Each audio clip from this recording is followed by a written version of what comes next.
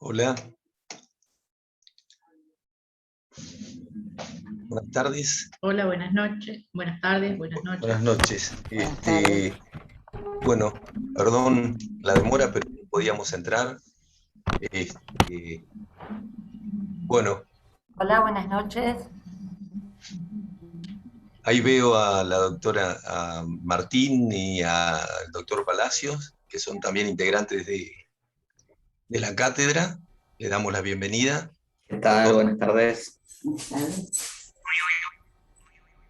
Este, bueno, no sé, que comienzo yo si quieren más o menos hacer una introducción. La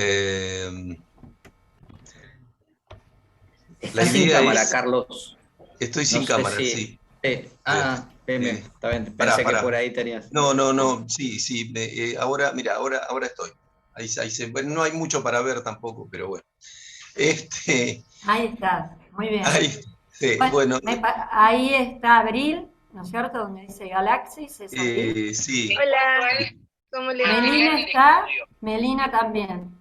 y está Melina que Sí, no sé. Si me permitís, Carlos, Sí, te permito, sí. hablo un poquito y Sí, te dejo a vos y me retiro inmediatamente. bueno. Bueno, primero, buenas tardes a todos, a todas y a todes. Esta es la Cátedra de Derecho e Historia Constitucional Argentina, la A. Quiero hacer una aclaración porque es importante a nosotros como docentes. Esta cátedra había un titular que se llama el doctor Furundarena. Él por cuestiones laborales no está más en la cátedra, pero todo el equipo con una gran trayectoria estamos dando todas las clases desde la primera parte del año, o sea, en el primer cuatrimestre y ahora en el segundo cuatrimestre. Quiero aclarar algunas cuestiones básicas. Esta cátedra está formada por 3 adjuntos, que es el que hoy va a dar la clase de hoy, que es el doctor San Giorgi, el doctor Mario Lucchesi, que no sé si está por allí. Mario.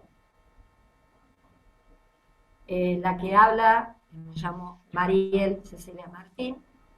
Y luego tenemos JTP Leonardo Palacios.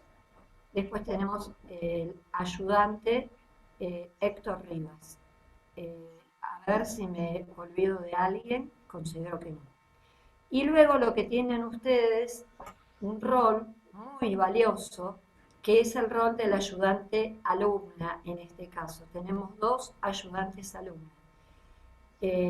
Por un lado está Abril, saluda, decirles hola, ¿qué tal?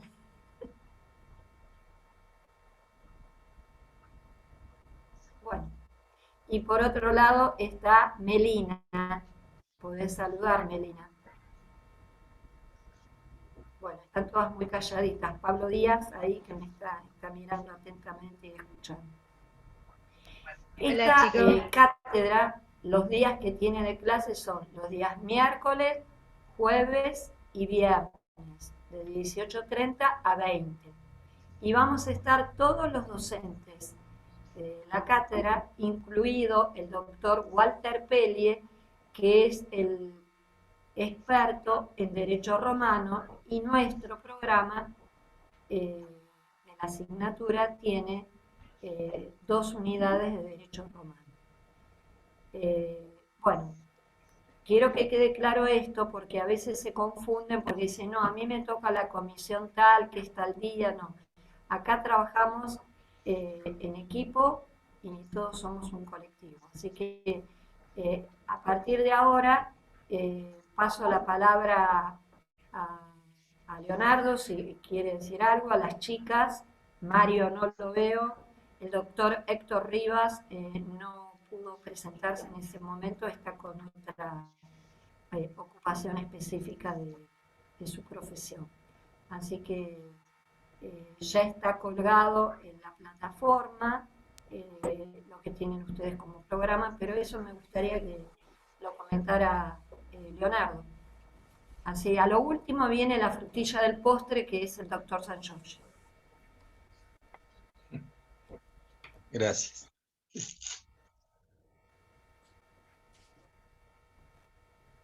Muy bien, bueno, sí, es la presencia estelar hoy, sin duda. La de un amigo como Mariel, con los que venimos trabajando. Obviamente una materia.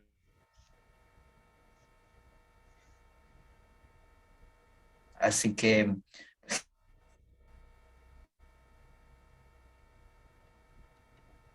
solemos hablar mucho sobre la materia de trayectorias de todos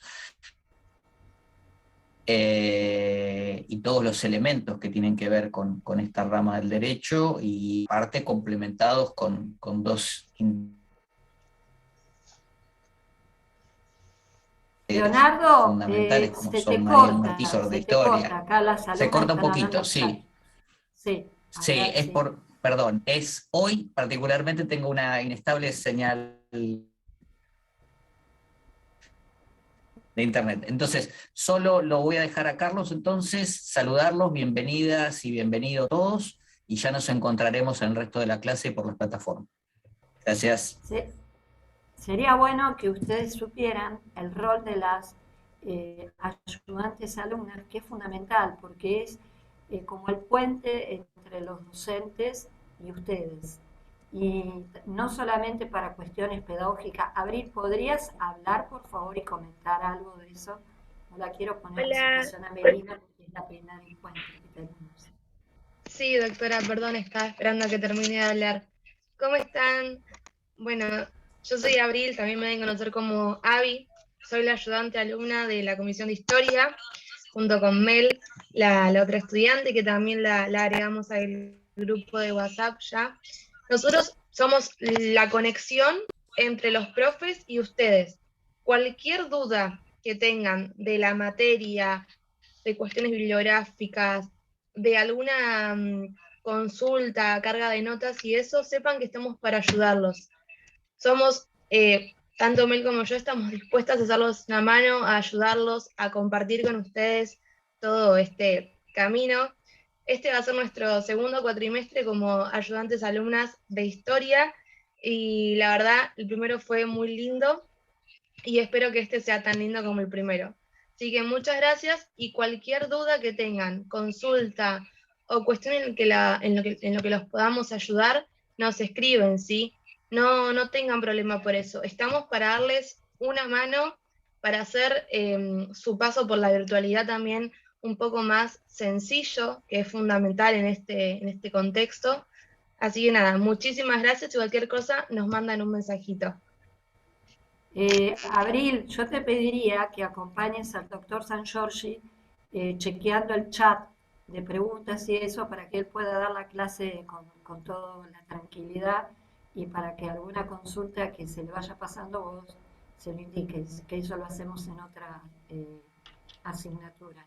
Yo me despido de todas ustedes y de todos ustedes. Les envío un abrazo grande.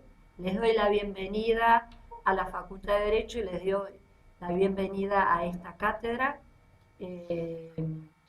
Vamos a transitar y van a ver todos y todas ustedes que va a ser muy enriquecedor, no solamente intelectual, sino como parte de la construcción ciudadana. Un abrazo grande a todos y me despido. Hasta la próxima clase. Hasta la próxima clase. Bueno, retomo un poquito yo el tema. ¿Me escuchan bien? Sí.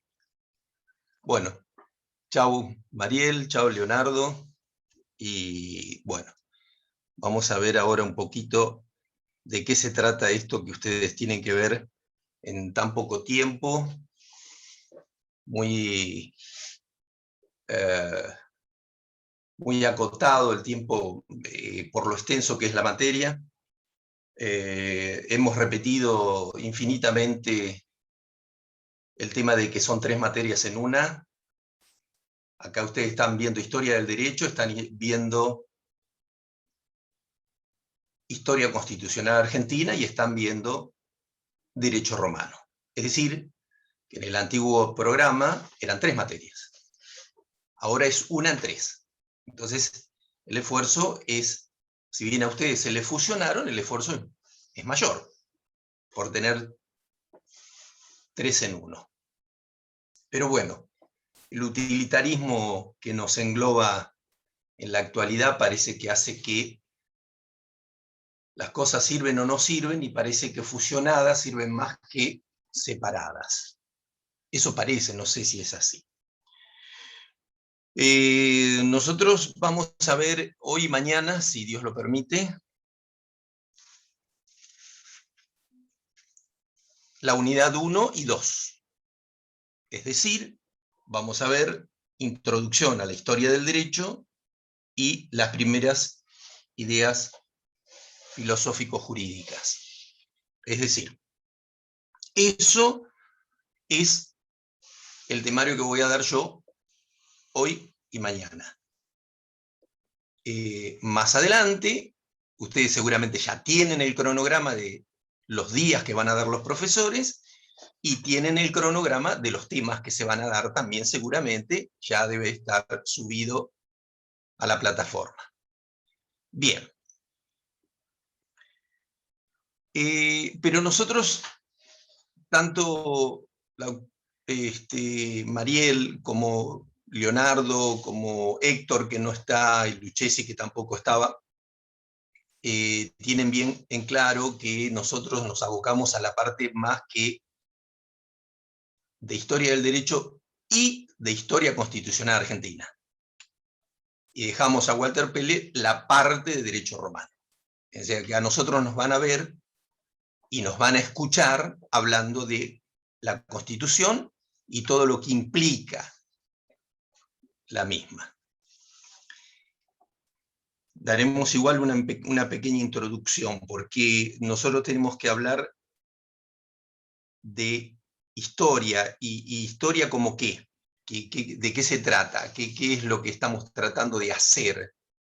Bueno, estamos tratando de ordenar, estamos tratando de explicar, estamos tratando de interpretar, extraer, juzgar. Son todas esas acciones que son los propósitos que van a llegar a través de un método histórico, ¿sí? Porque esto no se puede hacer simplemente. A veces el lenguaje deforma las interpretaciones. El lenguaje nos ha hecho comunicarnos, pero también a la vez nos hizo mucho mal, porque no todo se comunica bien. Y el lenguaje tan preciado que tenemos, a veces deforma. Entonces, como nosotros aquí lo que tenemos que hacer es interpretar por qué tenemos la Constitución que tenemos y no tenemos otra, por qué un proceso histórico en la Argentina llegó a esta Constitución y no a otra, para eso tenemos que ver qué sucedió, lo que los historiadores llaman el suceder de los procesos históricos. Pero por eso les hablé de un método histórico. Y también para eso les dije que entonces hay que investigar. Investigar, hay que ordenar y luego exponer. Es decir, que para todo eso tenemos que tener fuentes. Y las fuentes son de muchas maneras, se pueden conseguir de muchas maneras, pero las más comunes son las fuentes escritas. Estamos hablando de documentos públicos, estamos hablando de documentos de presupuestos incluso del Estado, de colecciones legislativas, etcétera, etcétera, etcétera. También hablamos de fuentes escritas privadas, que están en manos de los sindicatos, que están en manos de los partidos políticos, que están en manos de la prensa. Un diario es una fuente escrita, privada. Después hablamos de las fuentes iconográficas, o sea, las obras plásticas, las gráficas, por ejemplo el cine, la foto, todo eso también son fuentes. Los testimonios orales, cuando, digamos, hubo testigos y protagonistas, si hoy ustedes quisieran preguntar y hablar con alguien para que les explique qué pasó en el golpe de 1976, van a encontrar muchos testigos. ¿Sí? Porque 1976 todavía no está tan lejano en el tiempo y todavía hay testigos directos o protagonistas de ese hecho. Y después tenemos fuentes que pueden aparecer de instrumentos de trabajo, de investigaciones, de monografías, etcétera, etcétera. Pero bueno, lo que se trata entonces es encontrar a través de la historiografía, este término que tiene que ver con el arte de escribir la historia, por supuesto, mediante el empleo de testimonios. Es decir, testimonios que nosotros vamos teniendo a través de las fuentes, esas fuentes se van transformando, y de esto de transformar un poco, de hallar la palabra, es lo que ustedes conocen con el nombre de heurística. Es decir, esa es una palabra griega que viene del griego que significa hallar, hallar. ¿Hallar qué? Bueno, eso que estamos investigando. Encontrarle una respuesta a lo que estamos investigando. ¿Sí? Si estamos investigando, o los antropólogos están investigando algo que encontraron, ellos van a hallar respuestas a través de procesos y a través de la utilización de distintos métodos científicos en ese caso. En el caso de las ciencias sociales usamos otros tipos de métodos, ¿no? Bueno, muy bien. Entonces,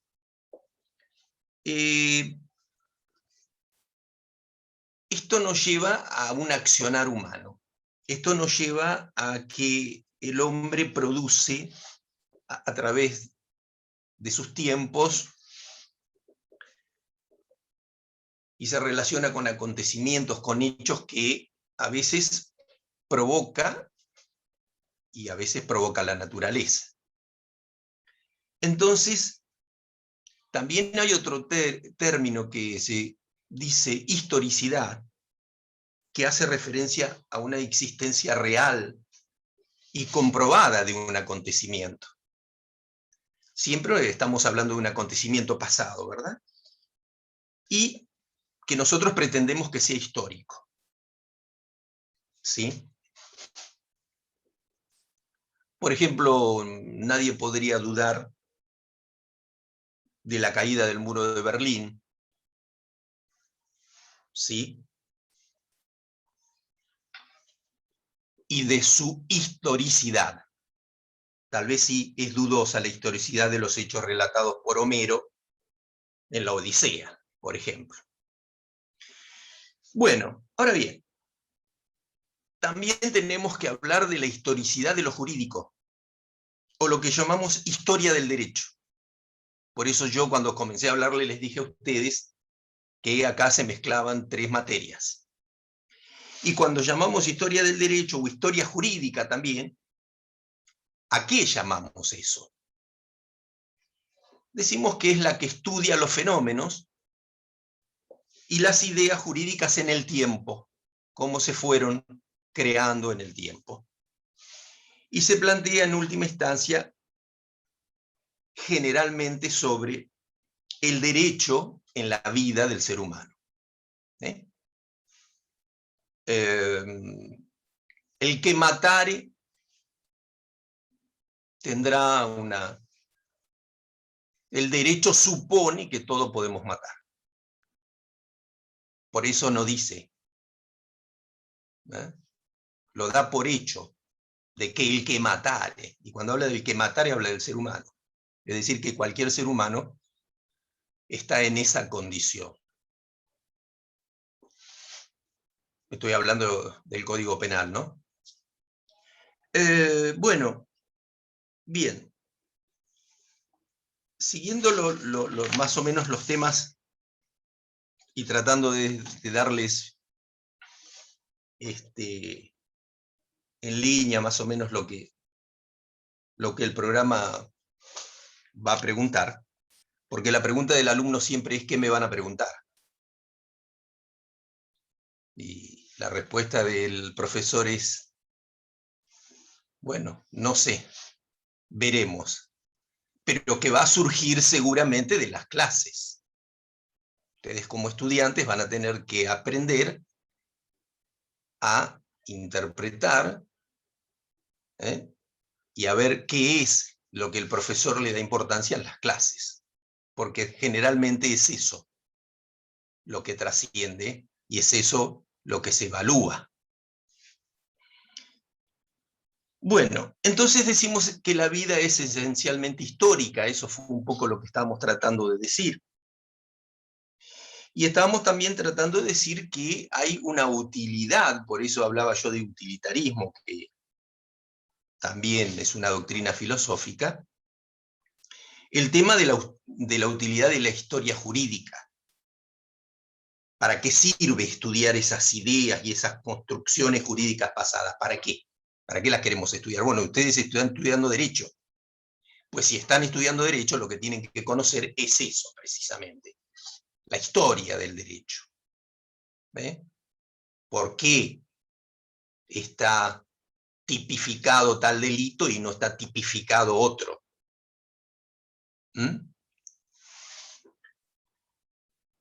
El derecho va detrás de las acciones de los hombres. Entonces, cuando el derecho empezó a escribirse en este país, no había internet. Entonces difícilmente estuvieran tipificados los delitos informáticos.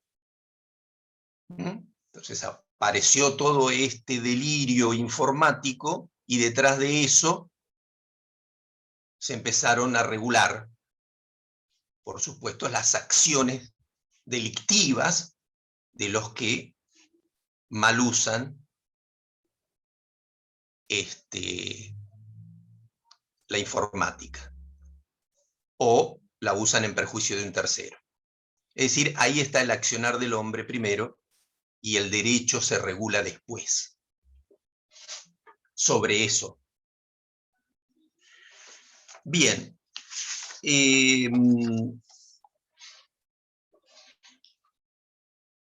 Digamos entonces que hay, como cuando empecé a hablar, hay distintas etapas en la historia del derecho.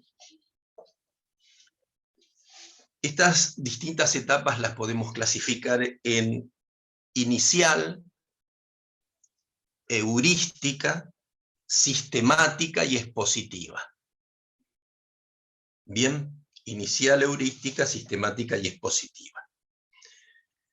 Muy bien. Inicial, bueno, la misma palabra está diciendo que el historiador jurídico debe delinear los límites por los cuales va a tomar el tema, ubicarlo geográfica y cronológicamente, y es el comienzo de todo, ¿sí? Por ejemplo, yo quisiera investigar sobre, averiguar en qué se funda la crítica de Kelsen al derecho natural, por ejemplo. Bueno, ahí está inicialmente mi tema, limitado.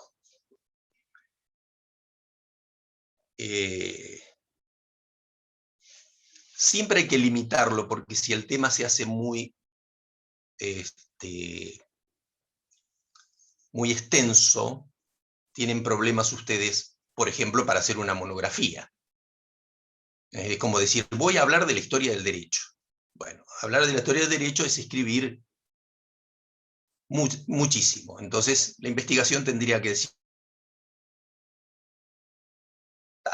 acoto y limito eso, hasta lo puedo limitar a un autor. Después viene la etapa heurística, la etapa del hallar. viene del griego, dijimos, heurística, hallar. Ahí es como una especie de pesquisa que hace el historiador, propiamente dicha, bueno, reconstruye un poco los hechos para ver y tratar de llegar y estudiar y analizar sobre ese hecho. ¿Sí? Siempre dijimos y siempre hablamos de fuentes. En esa etapa hay que utilizar muchas las fuentes. Muchas las fuentes porque es la etapa donde necesito adentrarme en el tema y tengo que ver qué decía el autor o quien sea que yo estoy estudiando. Una vez que extrajo el historiador todas esas fuentes utilizadas y todas esas cuestiones, ahí viene la etapa de describir. Hay que describir toda esa cuestión y entonces entramos en lo que se llama la etapa sistemática. Describimos la situación. Si yo quisiera, por ejemplo, describir los hechos durante la Revolución de Mayo de 1810, bueno, todo dependerá, por supuesto, como dice una vieja frase, del cristal con que se lo mire, porque puedo verlo desde una revolución hasta puedo verlo simplemente de un hecho histórico de aprovechamiento de una situación no muy beneficiosa para España. Pero bueno, eso no importa. Luego viene la última etapa, la etapa expositiva, es donde yo ya empiezo como historiador en presentar los resultados de esa investigación. Ya ahí van las reflexiones, van las críticas, si yo tuve una hipótesis de trabajo, por supuesto, voy a tener que hacer algún tipo de crítica con el material utilizado y después esos historiadores jurídicos pueden tener alcance académico o pueden tener alcance hacia los estudiantes. Todo depende hacia quién esté dirigida esa investigación. ¿Sí? Es decir, que el fin del derecho no es el conocimiento, sino la acción. La acción del derecho. ¿Para qué nos rige? ¿El derecho puede estar buscando la felicidad de las personas? Por ejemplo, que es un término muy filosófico. Felicidad no es un término que se estudia en derecho, estudian los filósofos ese tipo de temas. Pero bueno, en última instancia, si alcanzamos el bien común del ciudadano, probablemente el derecho esté buscando también la felicidad de los ciudadanos. A ver, no sé si da para entrar en debate, pero podría darse un debate a través de si alguien es feliz o no es feliz cuando una ley lo beneficia en algún sentido. ¿Perdón? Bueno, no, nada, pensé que me hablaban. ¿Se entendió? Entonces, ahí está un poco la situación. Bien. Entonces, decíamos que eso era lo que hacía el investigador, dijimos un poco que era la historicidad, dijimos también algo de la historiografía, que es el arte de escribir correctamente la historia. Y entonces, tenemos que ver ahora para qué se investiga o cuál es la idea de la investigación. Miren, yo les voy a leer un artículo de la Constitución, el artículo 29 de la Constitución Nacional, que dice que el Congreso no puede conceder al Ejecutivo Nacional ni las legislaturas provinciales a los gobernadores de provincia facultades extraordinarias, ni la suma del poder público, ni otorgarles sumisiones o supremacías por las que la vida, el honor o la fortuna de los argentinos queden a merced de gobiernos o persona alguna. Actos de esta naturaleza llevan consigo una nulidad insanable y sujetarán a los que la formulen, consientan o firmen a la responsabilidad y pena de los infames traidores a la patria. Fíjense ustedes que este artículo 29, ustedes dicen, qué artículo raro en la Constitución, esto parecería que está dirigido a alguien. No parece un artículo dirigido a la ciudadanía solamente. Bueno, este artículo 29, justamente, que está en la primera parte, viene de la vieja Constitución, por supuesto, 1853-60, del artículo 1 al 35, son iguales desde 1853 a la fecha. Se hizo por Rosas,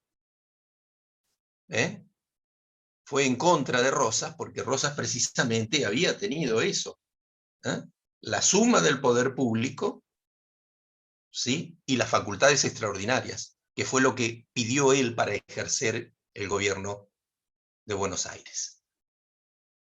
Es decir, quien pretenda hacer eso es un infame traidor a la patria. Es raro que una constitución hable de infame traidor a la patria, porque la hace como casi operativa.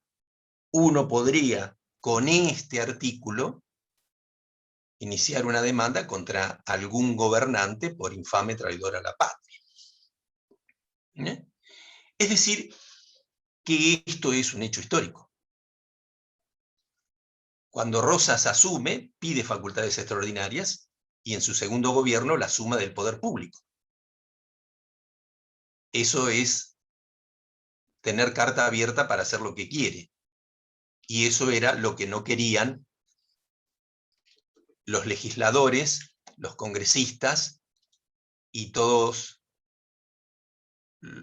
o gran parte, digo, de los ciudadanos. Bien.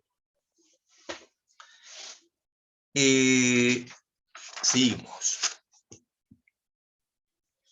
Es decir, entonces, ¿qué vamos? ¿Se va entendiendo? Que alguno diga que sí, que no, que haga con la mano así, pero ¿se entiende? Sí, sí. ¿Se entiende? Sí, sí. ¿Sí? Bueno, si no, hagan así. Pero es al revés, ¿eh? Así aparentemente era para salvar, no así. Pero bueno, no importa. ¿Se entiende? Bien, perfecto, dice alguien. De Pablo Díaz para todos. Clarito. Bien, Pablo Díaz, a ver dónde está Pablo Díaz. No lo veo. Ah, Pablo Díaz, ya lo vi. Sí. Bien, bueno, gracias. La idea entonces es que se entienda, pero también la idea es que ustedes tienen que completar todo esto. ¿Por qué? Porque para eso existe la bibliografía y para eso existe los libros no muerden, como nos decían a nosotros antes. A ustedes ya no los libros, pero bueno, los libros digitales, pongámosle, ya no muerden. O no asustan. Entonces, tienen que completar estos temas porque de aquí salen las preguntas. De los temas que yo estoy dando salen las preguntas. ¿Cuáles preguntas? Las preguntas que le van a hacer cuando se tome el parcial. Ojalá, Dios mediante, siempre digo Dios mediante, pobre Dios, le hemos hecho de todo, lo obligamos a todo, a cambio de nada, pero puede haber presencialidad en el parcial, no lo sabemos. Y si hay presencialidad, va a suceder lo que más me gusta a mí, es que tomar el examen oral. Hermosa experiencia tomar el examen oral. ¿Por qué hermosa experiencia? Porque más allá que yo critiqué un poco el lenguaje, y dije que el lenguaje todo lo distorsiona, todo lo confunde, todo lo hace más raro. Si no habláramos, por ahí seríamos más sencillos. Pero bueno, hablamos. Ahí la veo a la ayudante. Decime, te hago una pregunta. ¿Me ves? Sí. Te hago una pregunta. ¿Puede existir la posibilidad del parcial con presencialidad o es una idea mía? No, de hecho los parciales son presenciales mientras la situación sanitaria siga de esta manera.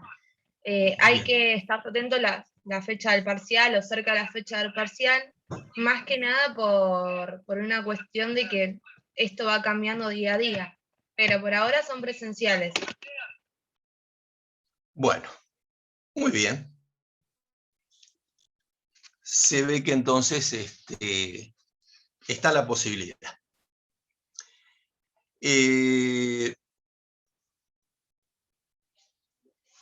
Digamos entonces que si es así, hay más preguntas, porque en un examen escrito no puede haber tantas preguntas, habrá 5.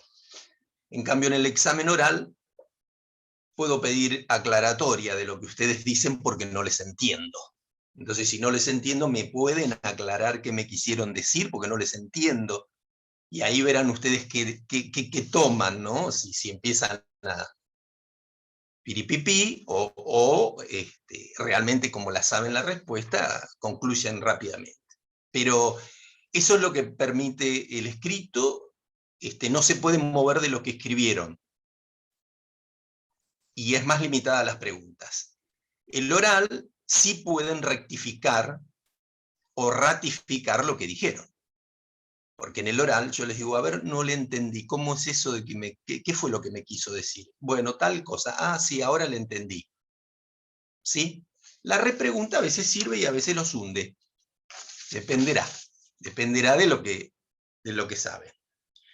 Es decir, que entonces nosotros hablamos de derecho, de la historia del derecho y de derecho.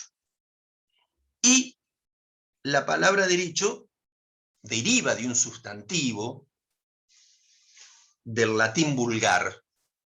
Había un latín vulgar, el idioma que se hablaba corrientemente en los territorios del Imperio Romano, desde mediados del siglo III de nuestra era. El sustantivo directum, que significa lo que está conforme a la regla, a la ley, a la norma. Lo que está conforme a la regla, a la ley, a la norma. O sea, como alguien lo interpretó más fácilmente diciendo lo que no se desvía ni a un lado ni al otro. Eso es el derecho, lo que no se desvía ni a un lado ni a otro. En consecuencia, en sentido lato quiere decir, digamos, el derecho viene a ser algo como recto, igual, seguido, no se puede torcer hacia ningún lado, mientras en sentido restringido ya ahí es el ius,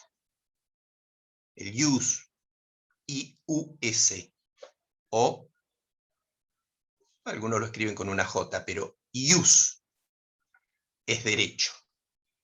Es decir, que más allá de cómo, cuando ustedes sean abogados y paguen el ius previsional, ¿sí? Ahí van a saber, se van a acordar del ius, porque tienen que pagar el ius previsional para poder empezar a hacer un juicio. Si algunos de ustedes trabajan en algún estudio jurídico o va a trabajar, sabrá lo que es el anticipo del ius previsional. Bueno, la justicia no es gratis, muchachos. Es lo que se paga, perdón, es lo que se paga cuando se arranca una causa. Sí.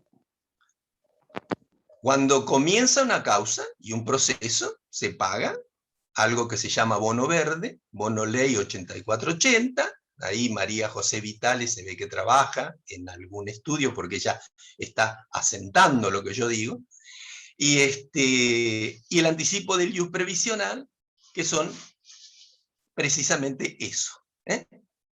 Y después habrá, depende del proceso, tendrán que pagar la tasa de justicia, pero eso depende del proceso. Algunos sí, otros no. Pero de la que no se salvan es del bono y del ius. Caja de abogados le va a querer cobrar a usted el ius porque ustedes se van a jubilar por la caja de abogados. Y el bono se lo cobra la ley, acá se cobra por todo, entonces ya la justicia de arranque no es gratis. Bueno, es decir que entonces esta voz latina que estábamos hablando, en otros idiomas se la tomó, o en otros vocablos podríamos decir mejor, como lo jurídico, lo referente o ajustado a derecho. ¿Sí? Es decir, que aquí apareció un poco y se aplica con el correspondiente título también de habilitante que profesa, o quien profesa la ciencia del derecho, que es el jurisconsulto, ustedes, en su momento. Y también ahí se derivó la palabra justicia, del ius. Es decir, que todo está y todo tiene que ver con todo. Después entonces, el ius, la norma que rige, sin torcerse hacia ningún lado, la vida de las personas para hacer posible la convivencia social. Hoy no estaríamos en una convivencia social pacífica si no estaríamos encuadrados dentro de un marco que es el derecho. Aún así, ese marco, suponiendo que nosotros estamos dentro de ese marco, parece ser que a veces se salen cosas del marco. No deberían salirse, pero se salen. Entonces el derecho da el marco como para que podamos convivir. Supone por lo menos eso. Tiempos difíciles en la Argentina, es difícil demostrar esto del derecho, esta capacidad del derecho para la convivencia. ¿Por qué? Porque precisamente lo que está sucediendo es que el derecho no está dando las respuestas y las soluciones a los conflictos sociales. Entonces nos encontramos con que el derecho tiene todas las herramientas como para dar respuesta, pero la aplicación del derecho es lo que está fallando. Entonces, este derecho y en los distintos sistemas del mundo también dio gramaticalmente términos como por ejemplo diritto en italiano, direito en portugués, dreptu en rumano, y así sucesivamente. ¿Sí? Es decir, Recht en el alemán, por ejemplo, o Reich en inglés. Es decir, son todas terminologías que se fueron adaptando a los distintos sistemas de los distintos países. Bien, ahora, el derecho no se va a limitar simplemente a la función de describir normas. No es que el derecho describe normas, nos dice, bueno, el artículo dice esto y tenemos que cumplir. Sino, esas normas que se supone que son sociales y de convivencia, o para la convivencia, también elabora conceptos. Y pone en marcha también procedimientos.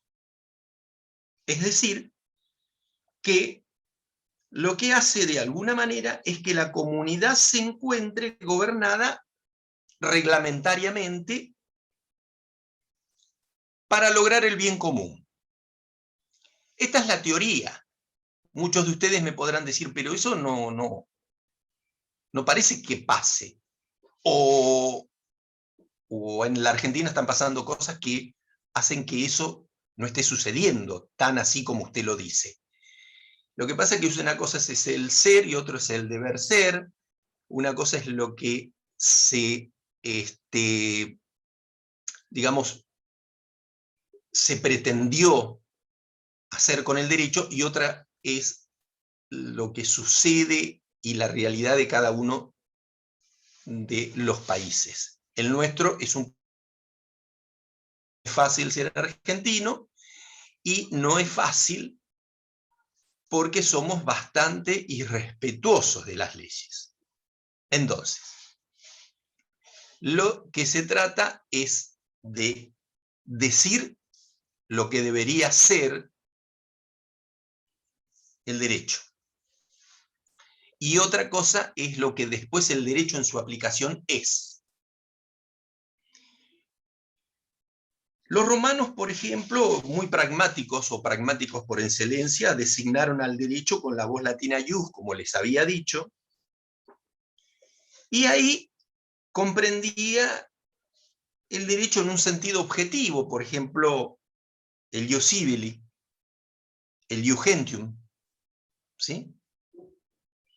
Entendido todo como una norma que regula con carácter obligatorio las relaciones sociales. Eso le eran los que decían los romanos.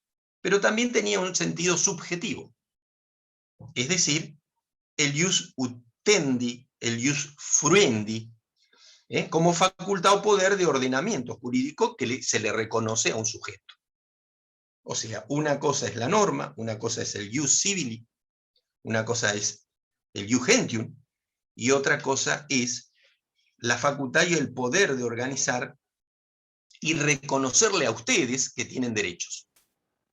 Porque ustedes tienen derechos y obligaciones. No olvidemos eso. Entonces, el gran jurista Ulpiano, siguiendo las enseñanzas de Celso, rescata su concepto de ius, pero desde un aspecto más real.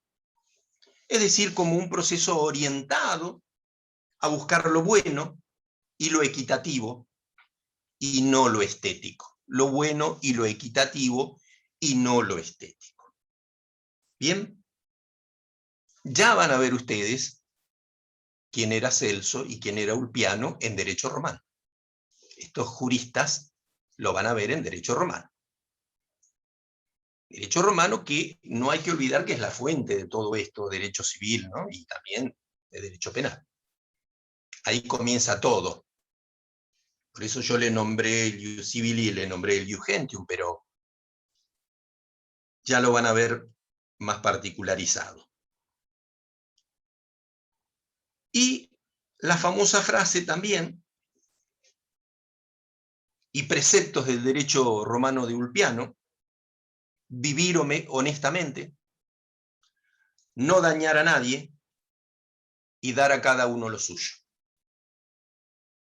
¿Sí? El problema entonces del campo del derecho y de la moral, cómo se juntan y se perciben esos preceptos del derecho de Ulpiano, de vivir honestamente, no dañar a nadie y dar a cada uno lo que es suyo. ¿Sí?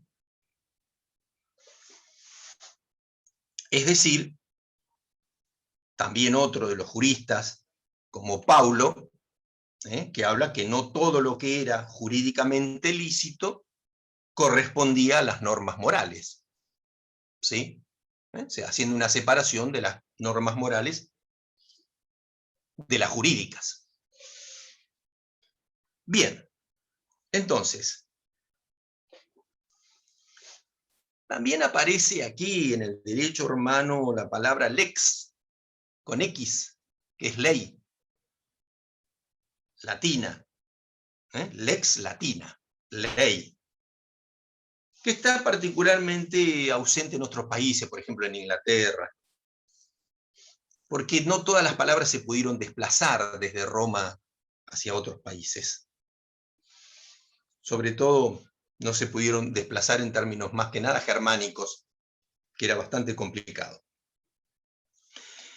Pero sí se pudieron transmitir otras cosas. Bueno. ¿Vamos bien? Vamos bien. Bueno. ¿Se aburren?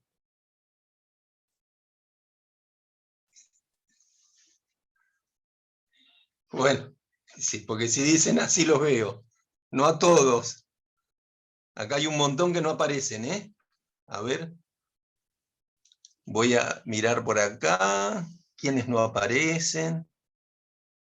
Carolina Di Toma no aparece. Sergio Fernández tampoco.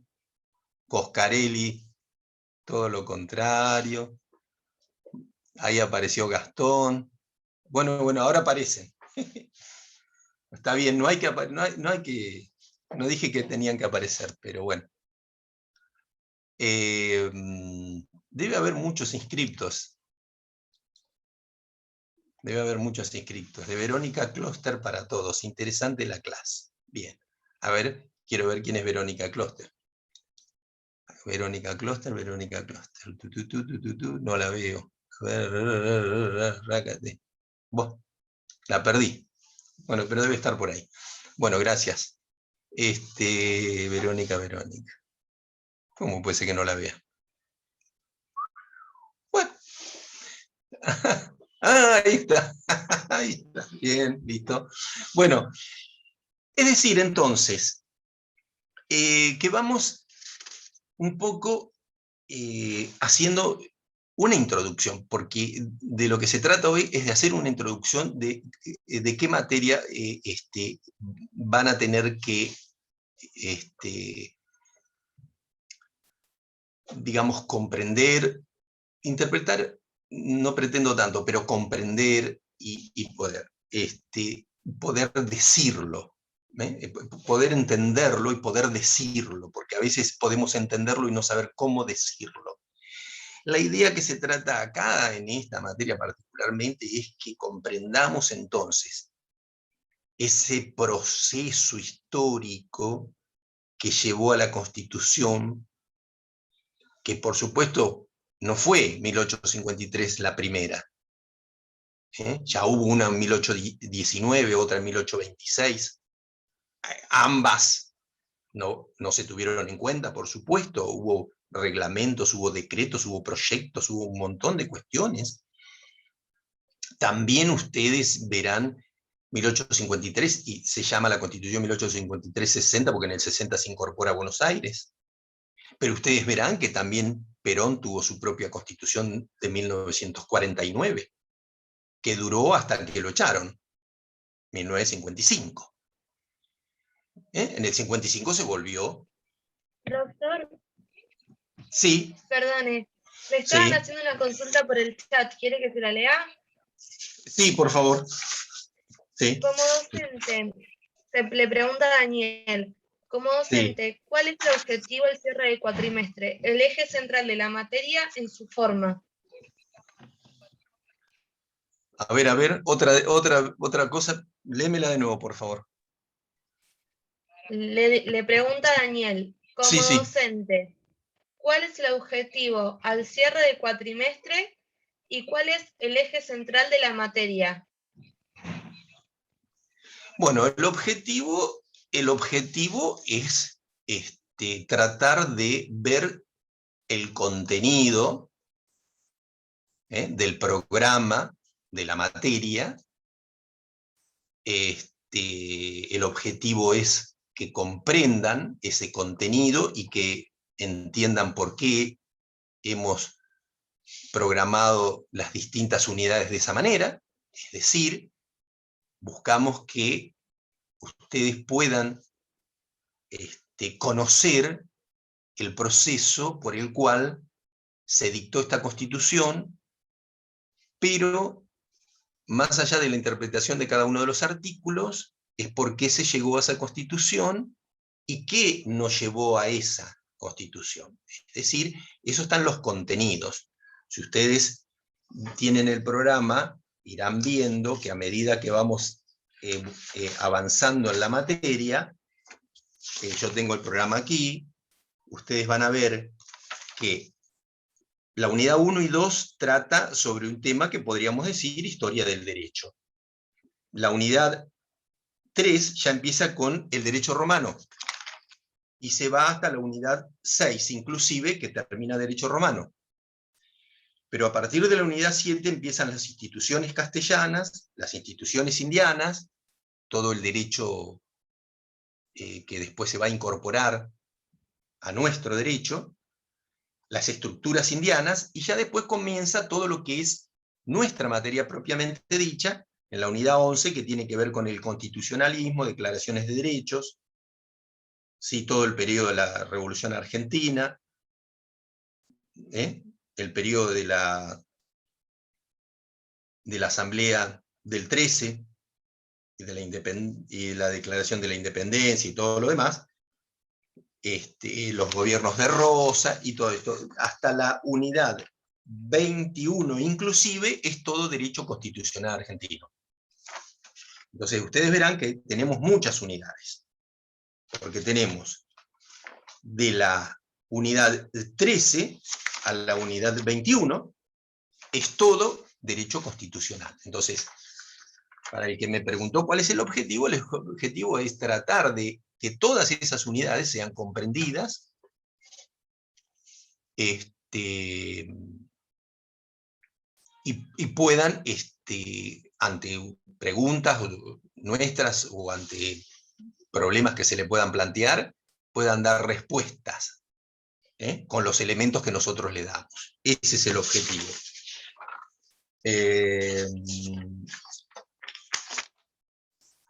Miren,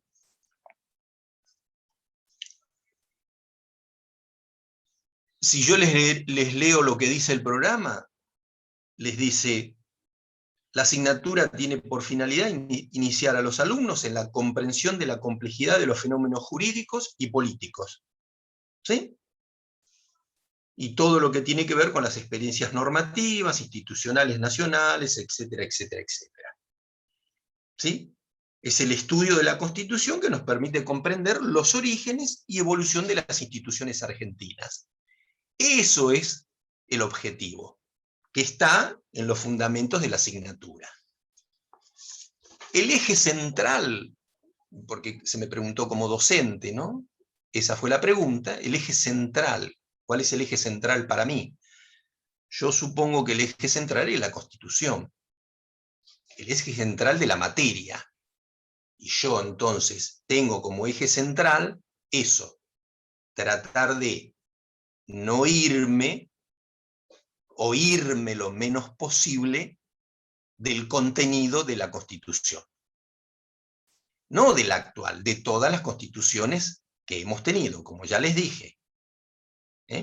Tendrán que ver la de 1819, tendrán que ver la de 1826, tendrán que ver la de 1949, tendrán que ver el agregado del artículo 14 bis, que fue agregado por un gobierno de facto en 1957, es decir, que tenemos en la Constitución Argentina el artículo 14 bis, que pertenece a un gobierno de facto, cosa rara. Tendrán que ver también los cambios que se hicieron a través de los gobiernos militares, que han incorporado cosas también, y por supuesto, la gran reforma de 1994. ¿Sí? Es decir, ¿por qué? A ver, si tomamos las palabras libertad, igualdad y fraternidad, famosas palabras, ¿no? Esas las conocen, de una gran revolución. Bien. Entonces, podríamos hacer una comparación con nuestras constituciones y decir: libertad. Libertad pertenece a la primera etapa del derecho constitucional argentino, es decir, a la etapa de la libertad de los derechos individuales. Constitución 1853-60. Después hablamos de igualdad. Entonces tendríamos que ir a la Constitución peronista de 1949. ¿Sí? ¿Igualdad de qué? Igualdad de todos ante la ley, pero la igualdad de los derechos. Y ahí vienen ¿cuáles derechos? Los derechos sociales, que incorpora el peronismo en 1949. Entonces, igualdad en los derechos sociales. Y finalmente, fraternidad. ¿Fraternidad cuándo? 1994. La reforma de 1994, ¿qué es lo que se hace hincapié? Se hace hincapié en los derechos de tercera generación. Es decir, que se incorporan nuevos derechos a partir del 35, es decir, en la parte dogmática, antiguamente era del 1 al 35, y se incorporan del 36 al 44, precisamente, los derechos de tercera generación y otras cuestiones, ¿no?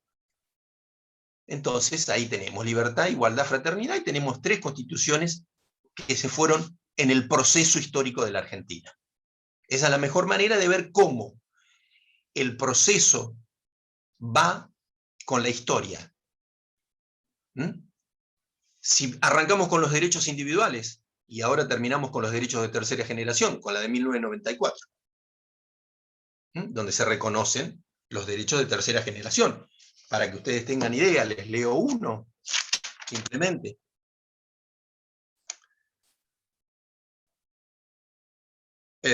Todos los habitantes gozan del derecho a un ambiente sano, equilibrado, apto para el desarrollo humano, y para que las actividades productivas satisfagan las necesidades presentes sin comprometer las de las generaciones futuras, y tienen el deber de preservarlo.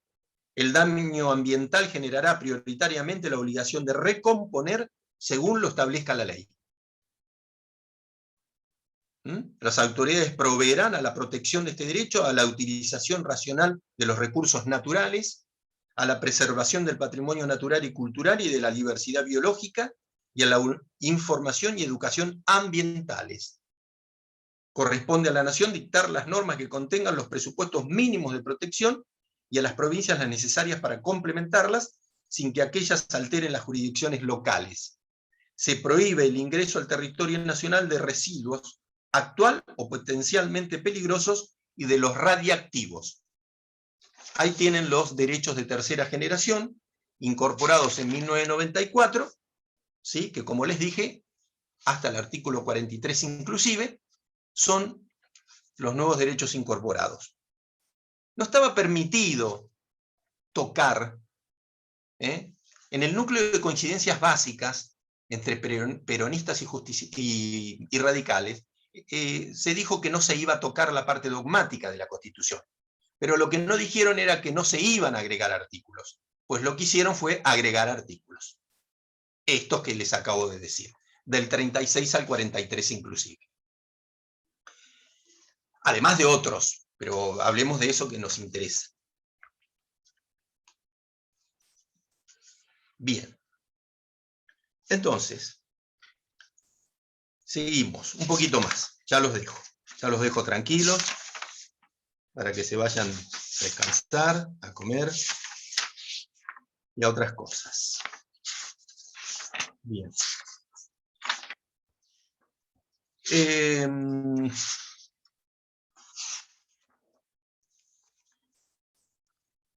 Estamos tratando de dar todo lo que sea la unidad 1, ¿verdad? Y mañana daremos parte la 2. Bueno, podríamos decir entonces, tratando poniendo acento en lo histórico, como veníamos diciendo, podríamos formalizar un cuadrito, así más o menos para que ustedes tengan una idea, en el cual pueden ser estudiadas desde 3 ángulos. Entonces, lo histórico, estoy hablando de lo histórico, y estoy hablando del derecho. Desde lo jurídico, lo podemos ver desde lo histórico, y lo podemos ver desde lo teórico. Desde el derecho, ahí estamos viendo la Constitución. Podemos ver la Constitución nuestra, la Constitución comparada del Estado, por ejemplo, con la política, con lo social, con la economía, etcétera, etcétera. Es decir, que si colocamos el énfasis en la historia, podríamos hablar de una historia constitucional, de una historia del Estado, de una historia política, institucional. Por eso esta materia se llamó, en La Plata se llamaba, Historia de las Instituciones Políticas. Historia de las Instituciones Políticas, no llamaba Historia Constitucional Argentina. Después se pasó a llamar Historia Constitucional Argentina. Pero en su primera aparición se llamaba Historia de las Instituciones Políticas, porque de lo que estamos hablando acá es de las instituciones políticas. A esa persona que preguntó,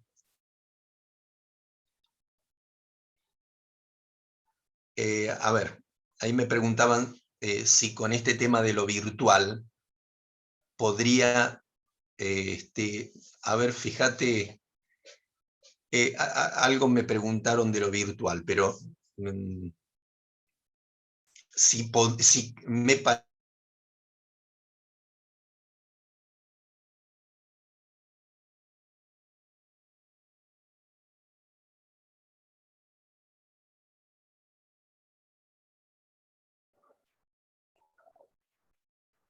¿Se le cortó el profesor?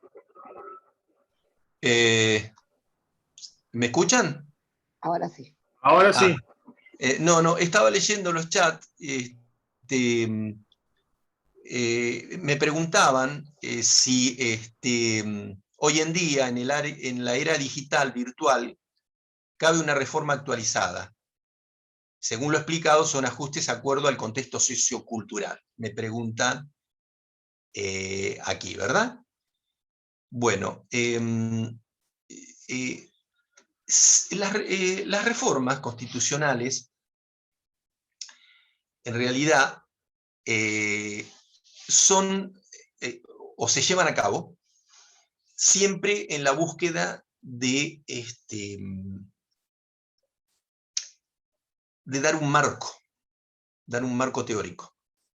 Es decir, ¿se acuerdan cuando yo dije, bueno, ¿por qué todo cuadro tiene un marco? ¿Es necesario que tenga un marco, un cuadro? ¿Para qué tiene un marco? ¿Podría el cuadro no tener un marco? Son los límites. Los límites. El cuadro es el límite. ¿El cuadro? Es el límite del espacio. Sí. El marco del cuadro es el límite. Es el límite. Bien, bien, perfecto. Bueno, eso quería que me dijeran. El marco, ese está muy bien, bien. El marco del cuadro es un límite. Es un límite. La Constitución, en esta era virtual, podría ser un límite. Podría ser un límite porque la Constitución no solo da derechos, sino que nos da obligaciones. Porque nosotros decimos todos los derechos de tercera generación, pero cuidado que los que podemos estar dañando el ambiente somos nosotros también. O sea, fíjense ustedes acá el hecho que nace en el derecho ambiental. Alguien que ejerce industria lícita explota una fábrica, pero contamina un río. Es decir, él está ejerciendo algo que le permite la Constitución, pero se está yendo fuera del marco, porque el marco le dice que tiene la obligación de no contaminar. Es decir, que la Constitución en esta era virtual podría, o digital, como me preguntaron, sí, ¿por qué no? Podríamos dictar una nueva Constitución, derechos nuevos hay, sí, casi todos tienen que ver con lo informático, que hay que proteger y que hay que obligar también a no ejercerlos de mala manera. Pero sí, a la respuesta es sí. Podría Daniel, podría tranquilamente, entonces,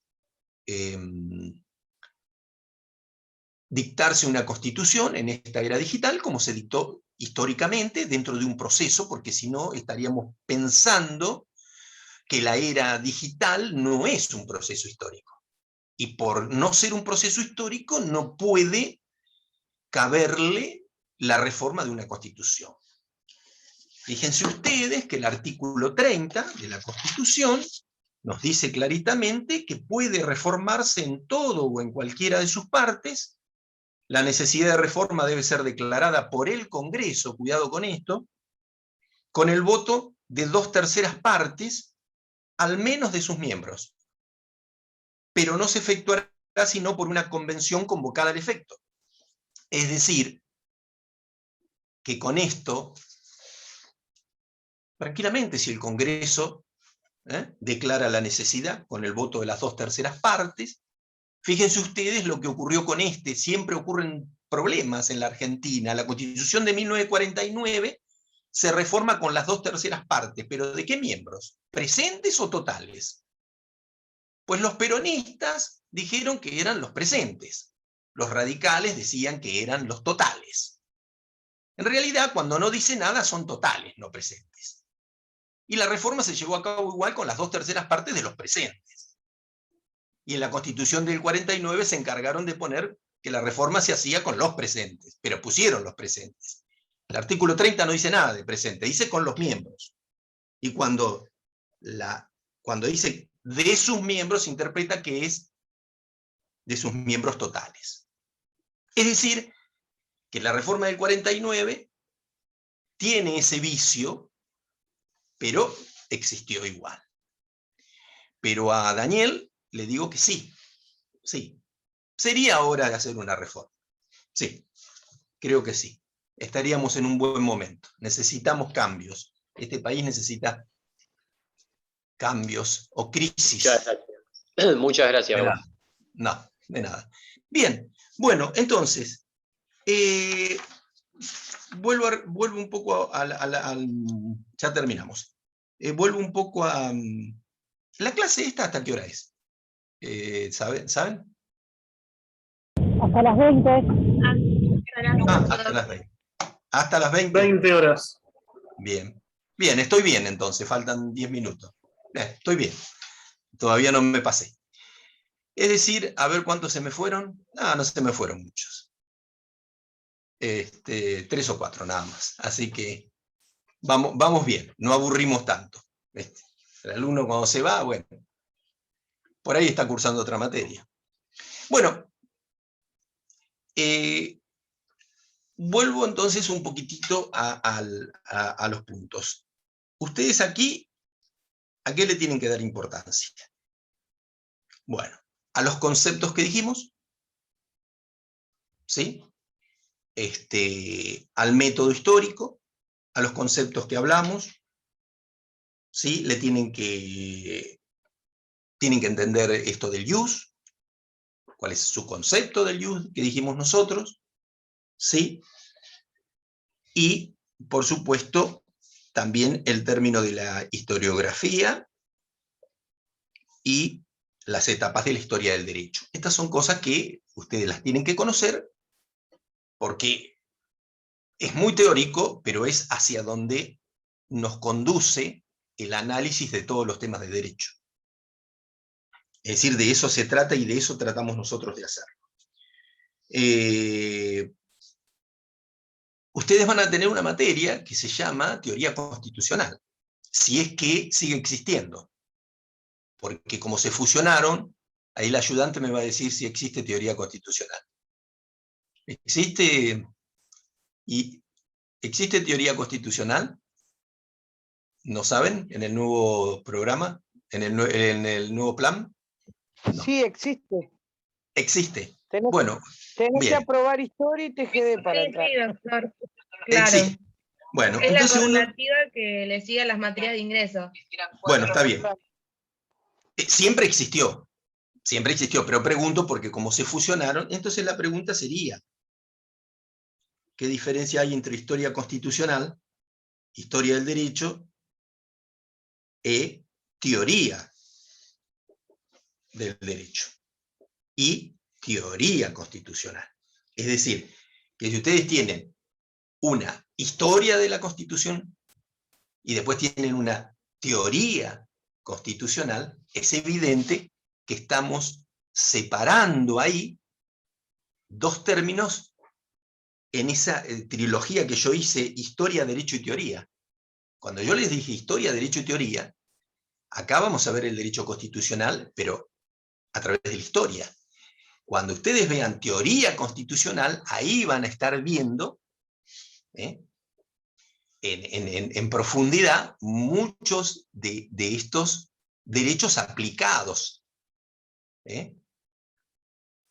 como la Convención del Pacto de San José de Costa Rica y todo ese tipo de cuestiones que se aplican y van a ver cómo se equilibran los tres poderes, ejecutivo, legislativo, judicial, cómo hay control entre los mismos, cómo cada uno se controla y cómo cada uno controla al otro para que este artículo 1 de la Constitución, que habla precisamente, fíjense ustedes, de algo que es tan interesante, que todos lo olvidamos: la nación argentina adopta para su gobierno la forma representativa, republicana y federal.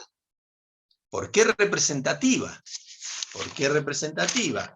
Ah, bueno, muy bien. ¿Saben por qué representativa? Porque nosotros tenemos representantes. Por eso el artículo 22 dice: el pueblo no delibera ni gobierna sino por medio de sus representantes y autoridades creadas por esta Constitución. Por eso dice la forma representativa. No es una forma de gobierno lo que está diciendo, pero no importa. La forma representativa. Republicana, ¿por qué? Por los tres poderes: ejecutivo, legislativo y judicial.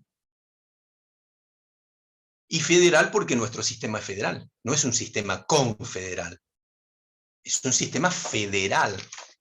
¿Y cómo es un sistema federal? Como el nuestro. Hay un Congreso Nacional, ¿sí?, que representa al Poder Legislativo. Hay un Poder Ejecutivo Nacional, ¿sí?, y hay una Corte Suprema de Justicia de la Nación. Pero las provincias, ¿qué tienen? Tienen su ejecutivo, el gobernador. Tienen su legislatura, la legislatura de la provincia de Buenos Aires. Y tienen la Suprema Corte de Justicia de la provincia de Buenos Aires. Es decir, que los mismos poderes que están en la nación están en cada una de las provincias. ¿Y las provincias tienen constituciones? Sí, claro. Si las constituciones provinciales fueran anteriores a la Constitución Nacional. Las provincias tuvieron constituciones mucho antes que la nación. Mucho antes. Ya para Carta de Mayo, 1819, por ahí ya teníamos. Es decir, que fíjense que ustedes que las provincias se organizaron anterior, pero no es una confederación. Porque la confederación es distinta. Es distinta, es otra. Tiene otra conformación. Incluso hay muchos en este país que están buscando que la Argentina deje de ser una federación para convertirse en una confederación. Como la Confederación Helvética, Suiza. Son cantones. Cada cantón tiene su idioma, su idiosincrasia, etcétera, etcétera, etcétera, etcétera. Y digo yo, ¿se lleva mal Suiza? ¿Anda mal Suiza? Que yo sepa, es un paraíso. ¿O es mejor la Argentina? Es mejor la Argentina, porque... Pero bueno, es decir, que, ya terminamos, el artículo 1S es esencialmente, que debe entenderse porque tenemos el sistema que tenemos. No olviden nunca el artículo 1, la forma representativa, republicana y federal. ¿Sí? No olviden jamás eso, porque es en eso que se basa nuestra Constitución. Porque si no fuese ese sistema, ahí está donde alguien me dijo el límite, y el cuadrito, alguien me hablaba de un límite de un cuadrito, por ahí, Fabiana, Gali. Tengo un amigo, me parece que se llama Gali. Puede ser. Parece que Gali, bueno. Y entonces, bueno, nada. Quiero que hagan mucho hincapié. También quiero que, por ahí le estoy pidiendo cosas que no tienen que ver con mi unidad, pero para que ustedes le vayan dando y hagan un poco hincapié en la lectura de esto. Lean el preámbulo también. Que la única vez que se cambió en el preámbulo fue con la Constitución peronista de 1949. Pero después el preámbulo siempre prevalece. Es una intención, el preámbulo son intenciones. Queremos hacer esto, queremos hacer aquello. Nos, los representantes del pueblo de la nación argentina, distinto a la Constitución de Estados Unidos que dice nos, los representantes, no dice. Dice nos, el pueblo. No habla de representantes, aun cuando nosotros copiamos el sistema de Estados Unidos de representación, por supuesto. Tenemos Congreso, nunca digan Parlamento. La Argentina no tiene Parlamento. no tenemos sistema parlamentario. Alfonsín quiso incorporar el sistema parlamentario, pero no pudo. No lo dejaron con primer ministro y todo lo demás. Nosotros no tenemos sistema parlamentario. Cuando los políticos dicen parlamento, están hablando de otro país. No están hablando de este, porque este país no tiene parlamento. Ahora, sí, sería interesante que tuviésemos parlamento, sí, puede llegar a ser. No lo sé, no es la discusión. Bueno, a ver, miro los chats, me tengo que retirar. Bueno, adiós. Buenas noches, tengo un compromiso. Bueno, muy bien. ¿Qué más? Sí, no, hoy en día, listo, no hay preguntas. Bueno, aquí dejamos, seguimos mañana, si Dios quiere, y vamos a ver la unidad 2, mañana con toda la parte de un poco filosófica, jurídica. Espero que no sea tan aburrida como esta, pero acá lo interesante es que ustedes, vuelvo a repetir, hagan hincapié en qué hago hincapié yo, valga la redundancia. Hagan hincapié en qué hago hincapié yo. Y en eso, después nos veremos, según mi ayudante, presencial. Lo cual me da mucha alegría, porque es lindo verse cara a cara, conocerse, porque si no después los voy a conocer en tribunales, y tal vez, yo trabajo en tribunales por eso, pero verlos en tribunales es distinto, entonces prefiero verlos acá, es mejor, en lo académico. Bueno, suerte y gracias. Buenas noches a todos, y nos vemos. Chao. Buenas noches, profesor. Buenas noches. Chao, chao. Hasta mañana. Gracias. Hasta Gracias. mañana, muchas gracias. Chao, hasta luego. Chao. Chao. Hasta mañana. Chao. Gracias. Buenas noches, hasta luego. Chao, hasta luego. Yo me voy a ir último, por respeto. Chao. Chao, buenas noches. Chao. Hasta luego. Sergio Fernández. Ajá, chao, chao. Bueno. Todavía quedan 15, 14. A ver, no, 5. Jaja, me voy.